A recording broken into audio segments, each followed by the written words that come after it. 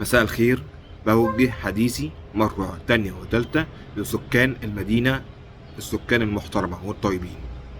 مازال وقفة التاكسيات موجودة على باب المدينة، واحنا بنحذر من الوقفة دي. النهاردة في تاكسيات، بكرة مش هنلاقي تاكسيات بس، بكرة هنلاقي تاكسيات وسواقين ميكروباصات. وما أدراكم بوقفة سواقين الميكروباصات، ربنا يستر منهم. دول لما بيدخلوا مكان بيستوطنوه وبيحتلوه، وبيبقى الشكل وحش جدا. انا بحذر من الوقفة العشوائية للتاكسيات ولسواقين الميكروباصات زي ما قلت لحضراتكم قبل كده.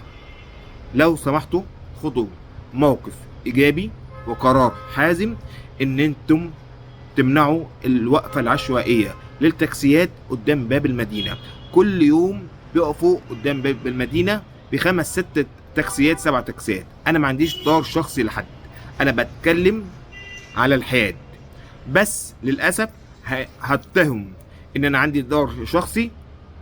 ليه؟ عشان انا بقول كلمة حق، عشان انا بقول للصالح العام.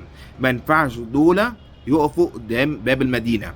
النهاردة في تاكسيات، بكرة هيبقى في مشاريع، وربنا يستر. واحنا معانا القانون العادل المحترم. القانون ده بنستخدمه ضد الوقوف العشوائي. اتحركوا قبل احنا ما نلاقي في نفسينا، قبل ما نلاقي نفسينا في مصائب وكوارث. ربنا يغنينا عنها يا رب ويسلم ويلطف. لو حابين تنظموا الوقوف مفيش اي مشاكل. لو مش حابين، ده مدينتكم وده الامر امركم.